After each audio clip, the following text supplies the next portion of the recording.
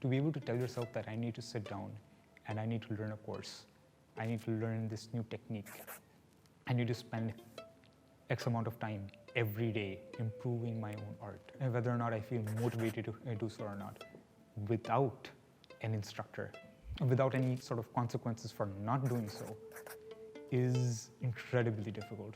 You get lazy, you get art blocks, you get times where you're just feeling like, no, you know what, I'll just do it tomorrow, or I'll do it later in the day, and you never get down to doing it. And I'm like that too. I'm not very disciplined. I'm trying to be, but life gets in the way, and I use that as an excuse. That's what every artist does. The biggest excuse they can possibly make is that I have more important things to do, when they really don't. My name is Imran, and I am an illustrator. Self-taught artists have to be the most disciplined people in the world. I started very early off, like ever since I was a kid, around 4 or 5, and that's about as far back as I can remember actually drawing. And well, my home environment was a bit chaotic, to be honest. Well, not just home, it was like everything I had experienced, home, school, everything really. And it's like art gave me a sense of control. I felt like I could bring an order to whatever was on my page. That's the one thing that really drew me towards it.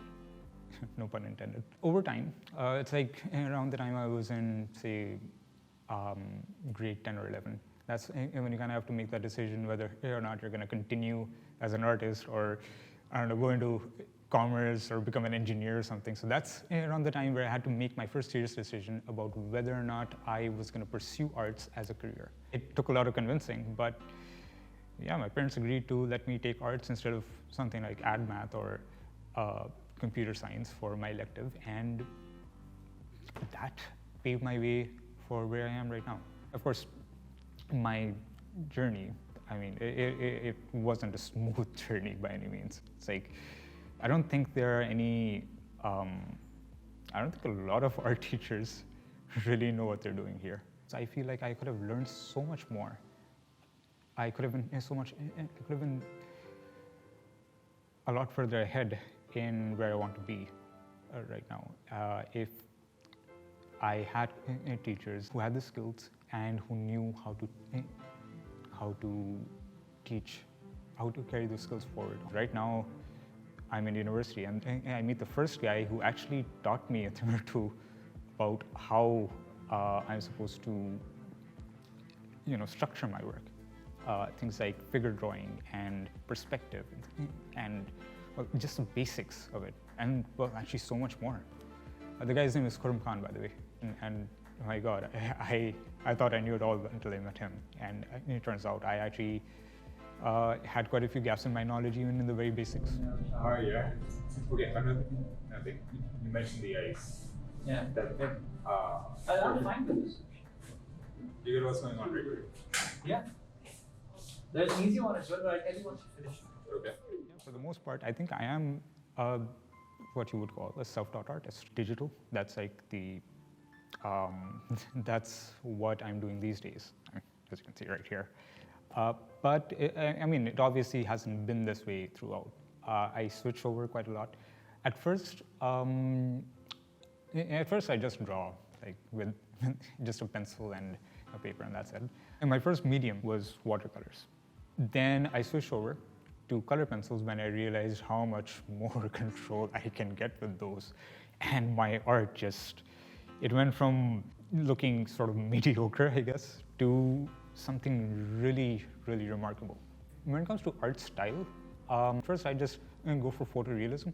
But then I realized I didn't want to just reproduce what I'm looking at. I mean, sure, maybe at a time where there was no, where there weren't cameras and printers, maybe that would have been something spectacular. But these days, it feels, it just feels like I'm cheating off real life. It doesn't feel like I'm creating art. Nature versus nurture, basically. I would say, and I mean, I can't say how much of it is actually nature because I do have sort of an aesthetic sense. That's why I'm able to pick up other mediums very quickly, even and though I've never tried them before. I tried picking up sculpting, and within, say, maybe 2 or 3 tries, I was able to make some pretty realistic sculptures. And the same thing goes for photography and other forms of visual art, basically. Even in that department, I feel like I could have learned quite a lot. I could have learned through people who had a better aesthetic sense or had a more developed aesthetic sense, who knew elements of design, who knew drawing techniques, things like that. I feel like I could have been much further along ahead in my journey right now if had I, been taught, had I met such people at an earlier stage of my life. 3 words I'd use to describe my self-taught art journey well, the first one would have to be disappointment. I have been disappointed by so many art teachers. The second word would be originality. At a certain point, I realized I needed to stop copying what I see and start creating what I imagine. The third word would have to be aspiring, because and despite everything that I know, despite everything that I've achieved in arts, I'm still learning. There's still a lot that I want to be able to do. And it's just at this point, I'm able to see my limits. I'm able to see how much I need to work to get to where I want to be. And I'm aspiring to get there one day. Okay, we're done. We're done. All right, cool.